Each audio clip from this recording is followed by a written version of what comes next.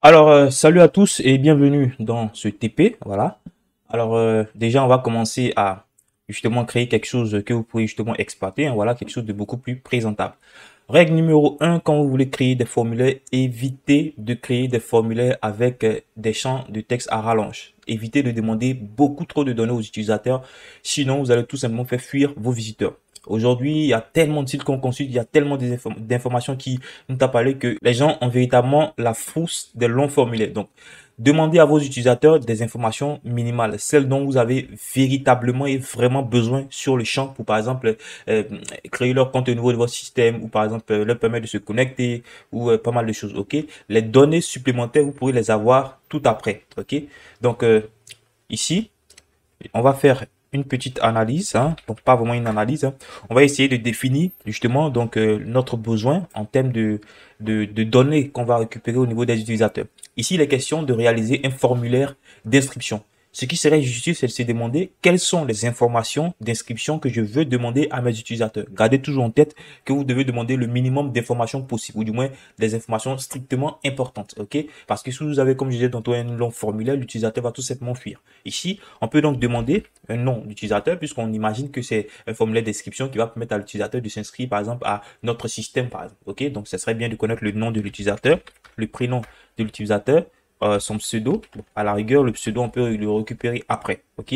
Donc, on peut récupérer son adresse email. En général, les adresses email sont toujours demandées pratiquement, hein, au niveau des formulaires, tout simplement parce que les emails sont des données uniques à chaque personne. OK? Et donc, ces données-là peuvent être utilisées justement avec beaucoup plus de confiance parce que ce sont des données uniques et ce sont des données véritables. OK? Au niveau donc de nos utilisateurs. Ici, on peut effectivement avoir le mot de passe. OK? Mot de passe.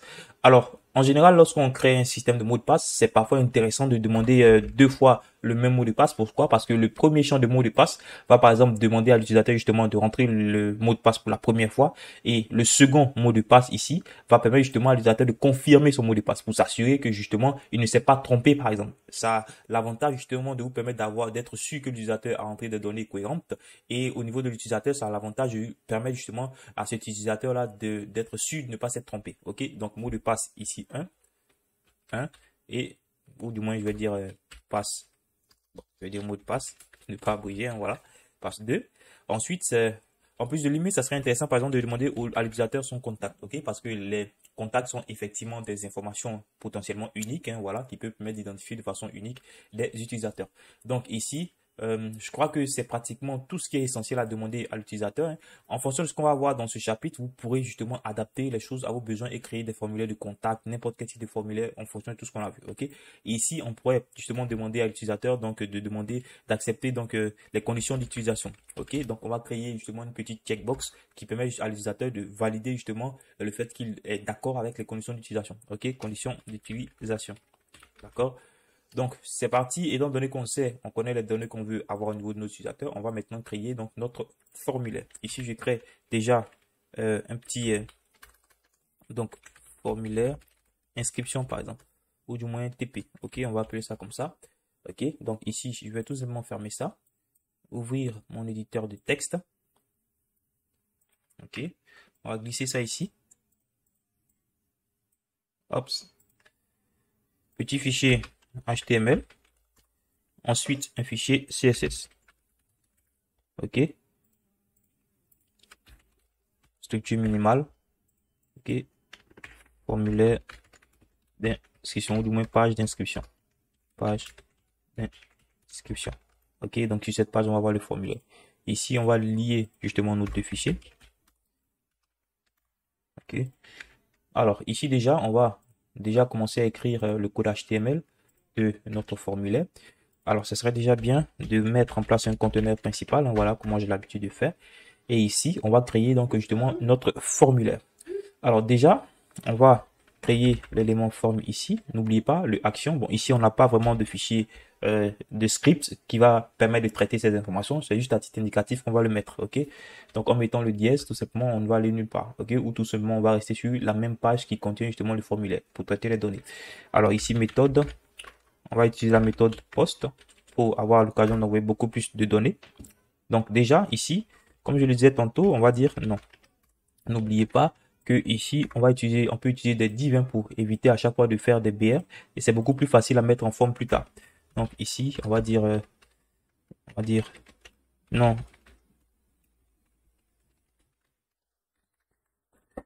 Donc un petit coup de label, hein, voilà. Il va par exemple dire non user et on va dire entrez votre nom par exemple. Ok. Ici, ce qu'on va faire, c'est tout simplement faire ça. Maintenant, le input, le type texte, parce que la valeur qu'on veut demander c'est le type texte. Name, on va dire non, tout simplement. On n'oublie pas ici le ID qui va permettre de lier justement donc notre label au champ tout simplement ici. Placeholder, renseigner donc votre, on va dire votre nom de famille.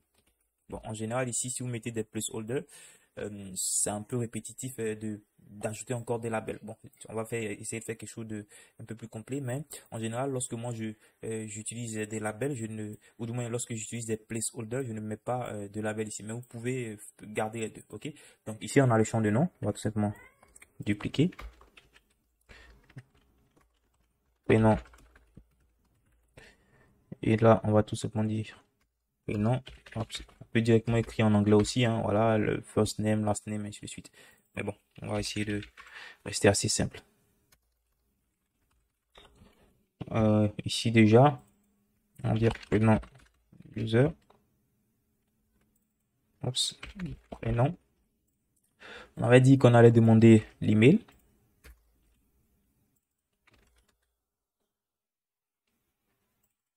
On va essayer d'accélérer un peu pour gagner du temps, voilà.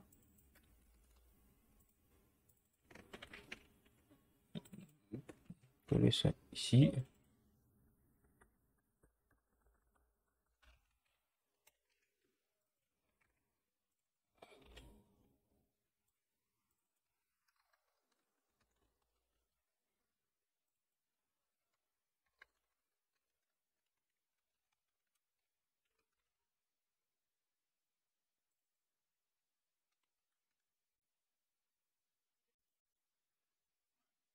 Ok, donc là, je crois que on est bon. En plus de l'email, on avait dit qu'on allait tout simplement, voilà, demander le contact également. D'accord? Ça nous permet justement de réviser les différents types de champs de texte qu'on a vu ici. On n'oublie pas, ops, effectivement là c'est texte, mais là c'est email. Là c'est tel, tout simplement. Ok? Ici, contact. On va tout simplement dire contact. Ici, contact user. Ok? Entrez votre numéro de votre contact.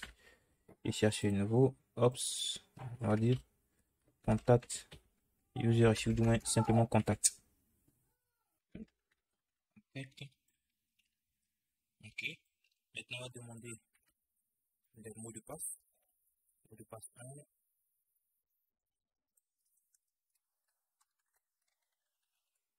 Ici, on va dire password 1. On va placer password 1 là. Saisissez votre mot de passe. Ici, saisissez votre mot de passe. Là, ce qu'on va faire, c'est pratiquement la même chose. Et on va changer tout simplement ça.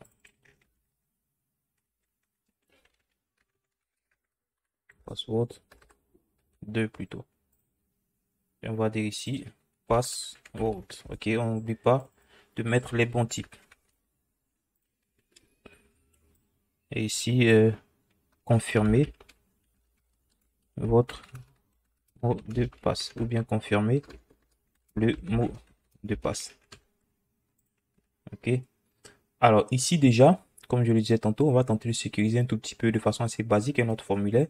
Mais bon, avant, je crois qu'on avait un autre champ à mettre, notamment les conditions d'utilisation. On va dire div, on va dire privacy, comme ça. Ok. Input, checkbox. Ici, on va plutôt mettre ça dans un label de cette façon. Privacy. Et on va dire Ops, checkbox. Accepter en vous inscrivant, la fameuse formule magique, hein. En vous inscrivant, vous acceptez nos conditions d'utilisation et notre politique de confidentialité. Ok, en général, hein, c'est pratiquement lié à des petits liens. On va imaginer que vous avez justement une page, hein, voilà, sur laquelle vous avez spécifié effectivement vos conditions d'utilisation et votre politique de confidentialité à ce niveau. Ok, donc ce serait bien justement de mettre des liens comme ça. En cliquant sur ces petits bouts de phrases, l'utilisateur pourra avoir justement accès, hein, voilà, aux différentes conditions d'utilisation et donc à la politique de confidentialité de votre site internet. Une fois que c'est bon, on va mettre un petit coup de div ici, hop, submit, et on va utiliser un bouton, hein, voilà, de type submit tout simplement. Ok, si on ne mettait rien, ça allait être un bouton de type submit par défaut. Donc valider, du moins envoyer tout simplement. Ok, ok, on va dire envoyer. Alors déjà, on a pratiquement ça. Comme je disais tantôt, on va tenter de mettre un peu de sécurité à ce niveau. Tous nos champs sont obligatoires et on veut obligatoirement que l'utilisateur les renseigne. Donc du coup, on va mettre des required, ok, partout. D'accord, hein? Ops, ops. Et même ça doit être tout simplement renseigné. On n'oublie pas ici, ops, on va mettre name privacy. Ok. Donc, tentons de voir ce que ça donne. Faire ça. Et ops. Plutôt ça. Voilà ce qu'on a donc au niveau de notre formulaire, hein. Donc, ça serait bien qu'on puisse justement mettre un tout petit peu en forme tout ça. D'accord? Donc, ce qu'on va faire, un petit coup de bière là. Répéter un tout petit peu. Hop, hop, hop, hop. Voilà. Ok. Donc, je crois que là, ça peut faire l'affaire. Attention. Donc, déjà, on va aller récupérer, hein, voilà, quelques petites polices. Je vais dire Google Front, histoire dont je lui vais un peu tout ça. Entre temps, ici à ce niveau, je vais tout simplement mettre mon formulaire dans Ops,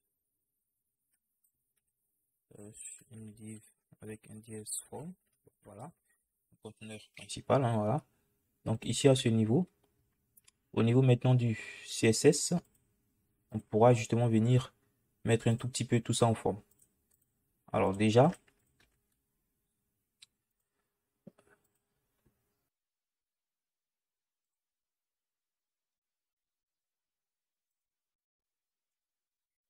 donc ici on va récupérer le fameux bouton comme police. Hop.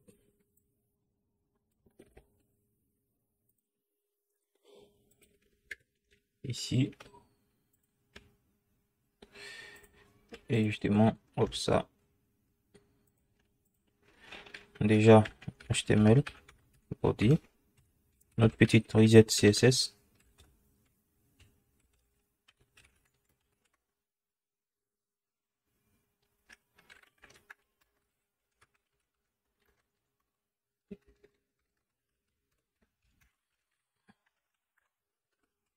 Padding 0. Ok. Et on va dire pratiquement pour tous les éléments, bon, ce que je vais faire, c'est ça. Box sizing. Un border box. Alors, ce que je veux également, c'est justement de faire en sorte que ma div, ici, prenne justement un arrière-plan. Ok. Bon, je vais récupérer la couleur au niveau de flat 8 color. Ok, donc récupérer, hein, voilà, une couleur n'importe laquelle ici, par exemple ça, ok. Et venir ici, hop, background color.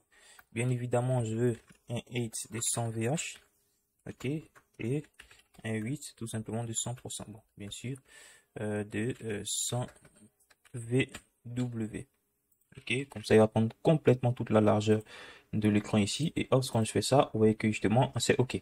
Alors, ce que je vais faire déjà, c'est pouvoir... bon, du coup, je vais... Comme c'est quelque chose d'assez simple, on ne va pas trop imbriquer les éléments. Et voilà, je vais récupérer mon élément de formulaire, ops, et lui donner donc des dimensions. Par exemple, 8, 40, 45%, max 8, je vais le dire à 450 pixels par exemple, ou du moins 500 pixels. Un background color white.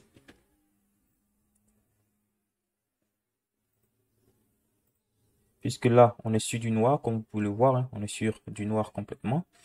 Et donc, ce que je vais faire, je vais réduire la taille maximale.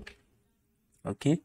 Donc, je vais lui dire tout simplement une position de plutôt une margin de plutôt position, comme ça sera beaucoup plus facile. On va dire position absolute.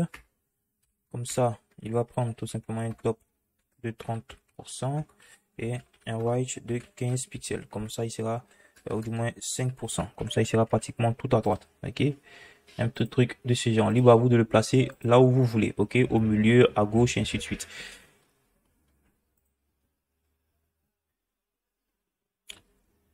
Donc, ce qu'on peut faire ici, c'est d'ajouter un tout petit peu de padding, hein, parce que comme vous le voyez ici, on a carrément les éléments qui sont totalement collés.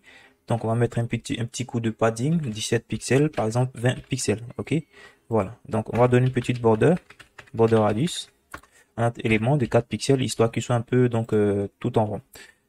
En général, hop, quand on fait ça, et voilà, vous voyez que c'est quelque chose d'un peu plus présentable. Ok, donc ce que je vais faire ici, c'est carrément euh, là, vous acceptez de mettre un petit coup de BR, histoire que ça revienne un tout petit peu sur la ligne, hein, voilà. Donc, comme je le disais tantôt, c'est plutôt assez agréable de cette façon. Maintenant, ça serait bien qu'on puisse justement mettre en forme nos éléments de texte ici. Ok, donc, ce que je vais faire même, c'est dire 60 pixels. Alors, c'est parti. Mis en forme des champs donc de saisie. Alors, il nous faut trouver ici un moyen justement voilà, de pouvoir sélectionner les champs qui sont qui ne sont pas des champs de type checkbox. Ok, donc il y a plusieurs méthodes. Vous pouvez mettre des classes ici à chacun des champs et utiliser cette classe là, mais vous pouvez utiliser c'était complexe. Donc moi ce que je vais faire, je vais dire carrément les champs dans les inputs, pardon, dans les divs. Ok, et je vais mettre notes qui n'ont pas la classe privacy. Comme ça me récupère toutes les divs, sauf ça. Toutes les divs n'ont pas cette classe-là. Ok. Dans cette div-là, je vais récupérer tout simplement les inputs qui sont à l'intérieur. Ok. Et je vais leur dire 8, tout simplement 100%. On va mettre un petit coup de padding dans les champs de formulaire. 15 pixels, par exemple 17 pixels. Ok. Donc, on va essayer de voir ce que ça donne ici à ce niveau. Et voilà. Donc, on voit que c'est un tout petit peu décalé. Donc, ce que je vais faire, on va dire plutôt 13 pixels comme ça. Donc parfois, lorsque vous n'avez pas de maquette, hein, vous serez obligé justement de bidouiller un tout petit peu les mesures de cette façon-là. D'accord? Donc ici, ce qu'on va faire, c'est tout simplement non seulement dire ça, ces 8 là ont également 100%. Ok? Et voyons voir ce que ça donne. Donc ici, on voit qu'on a un effet assez bizarre. Hein, voilà. On a les tailles qui dépassent un tout petit peu. Si on essaie justement d'inspecter, ok, pourquoi c'est le cas? On voit ici effectivement que là, les inputs dépassent clairement leurs parents. Ok, c'est un tout petit peu bizarre. Par contre, justement, la taille est de 8, 100%. D'accord? Et normalement, étant donné que les inputs ici sont à 100%, ils devaient justement prendre les 100% de la taille de leurs parents. Et donc ici, j'avais mis une petite pause et j'ai tenté de trouver une solution à ça. Je me suis rendu compte qu'on aurait dû mettre ici le box sizing. Ok, pour tous les éléments, de sorte que justement on puisse contrôler les dimensions. Ok, et quand on fait ça, hein, voilà, vous voyez que tout rentre normalement. D'accord. Voilà, donc ça peut arriver parfois. N'hésitez pas à justement à chercher vos bugs et puis à les résoudre, hein, voilà. Ici, top 30%, je crois que c'est un petit peu trop. Je vais mettre 18%. D'accord? Comme ça, notre formulaire va être un tout petit peu remonté, hein, voilà. Je pense que c'est plutôt assez intéressant comme ça. Alors, ici, le truc, c'est maintenant que, justement, hop, je vais enlever ça. D'accord? Donc là, on a l'impression que ici, ils se sont concernés alors qu'on n'était pas, alors qu'on ne l'avait pas sélectionné tout simplement. Donc, ce qu'on va faire, c'est assez simple. C'est tout simplement mettre une classe ici. On va dire totalement all, ok, pour dire toute la taille, all width, ok, ou du moins full width, ok, pour dire toute la taille. Donc, il va prendre les 100%. On le met ici. On le met là.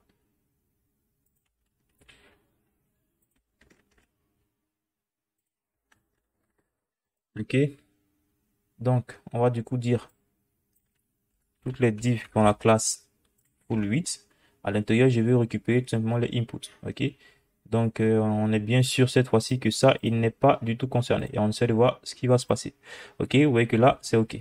Donc, apparemment, le sélecteur avait un peu confondu les choses. Donc, ce que je vais faire maintenant, c'est de dire justement que cette div-là, un tout petit peu d'espacement. Ok, vous voyez ici que tout est pratiquement collé. Donc, ce que moi je vais faire, c'est justement donc mettre un peu d'espacement. Je vais donc dire div ops margin. Ok, si à ce niveau, on va dire pour le haut et le bas, par exemple 7 pixels et 0 pour les alentours. Ok, donc du coup, quand on essaie de voir ce que ça donne, vous voyez qu'on a des petits espacements ici. D'accord. Donc, ça peut être intéressant au niveau des inputs de mettre légèrement un petit margin bottom, ok, pour margin top pour créer un tout petit espacement avec les labels, ok. On peut mettre par exemple 5 pixels. Vous allez voir ici justement qu'on a un peu plus d'espacement cette fois-ci. Vous voyez que c'est un peu plus séparé. Je pense que c'est un peu plus joli. On va essayer d'agrandir un tout petit peu ça. Hop, on va mettre 380. Comme ça, on aura un peu plus de place au niveau de nos champs de formulaire, ok. Et tenter de voir si on ne peut pas, par exemple, essayer de repousser donc notre formulaire un peu vers la gauche. Comme ça, c'est un peu plus dans le cadre de notre champ de saisie. Ok. Donc ici, ce que je peux faire, c'est également dire que au niveau de mes inputs, on a justement une bordure, par exemple de 4 pixels solide, et on va essayer de faire en sorte que justement nos éléments n'aient pas trop de bordure assez visible. Ok. Donc je vais dire par exemple ça et hop. On va essayer de voir ce que ça donne et tenter de changer si ça ne nous convient pas. Ok, je vais mettre ici carrément outline non. Ok, donc je crois que ça pourrait faire l'affaire. D'accord, donc on voit ici que ce n'est pas, on n'a pas trop, les bordures sont pas très épaisses, hein, voilà. Dans nos champs de formulaire, on peut justement dire que la police également ici est roboto parce qu'on se rend compte que la police n'a pas été prise en charge au niveau des formulaires. Ok, donc il y a des choses comme ça qui peuvent arriver. Donc faites attention donc au code que vous écrivez. Ok, quand on fait ça, on voit justement que la police a un peu été modifiée. Donc on peut justement augmenter un tout petit peu. Donc ici, le font size à 1.2 EM pour que on ait du texte un peu plus gros au niveau de nos formulaires. Bon, c'est un peu trop gros. Ok, donc 1.1 EM tout simplement. Voilà, donc quand on n'a pas de PSD, donc de maquette sous la main, c'est comme ça qu'on souffre, hein, voilà. Donc je vous recommande vivement voilà, de faire preuve de créativité. Ici, à ce niveau, ça serait bien justement qu'on puisse donner un peu de style à notre bouton Submit ici. On va mettre ça pour ne pas chose. Alors ici, on va dire la div Submit, ou du moins carrément le bouton. Ça peut être une méthode ici aussi, hein, voilà, de type égal submit. Donc, vous pouvez mettre tout simplement une classe également au lieu de mettre en place un formulaire ou du moins un sélecteur assez complexe. Ça pourrait prendre un peu plus de ressources. Donc, l'idéal, ce serait de mettre des classes tant qu'on le peut. Ok, hop, on précise. Et ce que je vais dire, c'est carrément donc une liste donc de 100% justement au niveau donc de notre élément, un background color. Ici, je vais prendre la couleur sur flat color UI. Disons plutôt quelle couleur là. On va revenir, essayer de voir une autre palette de couleurs et dire ça par exemple. D'accord. Et hop, je vais également mettre une petite bordure radius ici de 5 pixels. et on va dire color, la couleur du texte de nos éléments, à white. D'accord? Et hop, quand on essaie de voir, vous voyez qu'ici, on a quelque chose d'assez intéressant. Ce qu'on peut faire, justement, c'est d'ajouter une petite padding de 20 pixels, par exemple, ok? Et tout simplement, enlever les bordures. Parce que si on laisse les bordures, vous allez voir que l'effet est un tout petit peu bizarre, hein. On a, par exemple, ça, ce petit effet d'ombre là, qui apparaît. Donc, c'est la bordure. Donc, du coup, 20 pixels, c'est carrément beaucoup trop. Donc, on peut mettre 12 pixels, 15 pixels. On enlève la bordure, tout simplement, en disant border none et outline non, pour éviter par exemple qu'il y ait ces petites bordures fictives là tout autour. Ok, vous voyez que c'est assez intéressant, mais vous remarquez ici déjà que lorsqu'on passe là-dessus, on n'a pas un moyen de savoir que c'est quelque chose qui est cliquable. Ok, donc ça serait bien par exemple d'utiliser curseur, pointeur, pour qu'on ait l'impression justement que, ou du moins on donne l'impression à l'utilisateur que c'est un élément sur lequel on peut cliquer. Vous voyez qu'ici le symbole de la souris change maintenant. D'accord, donc au niveau des inputs, moi je vais essayer de diminuer un tout petit peu, hop, ça.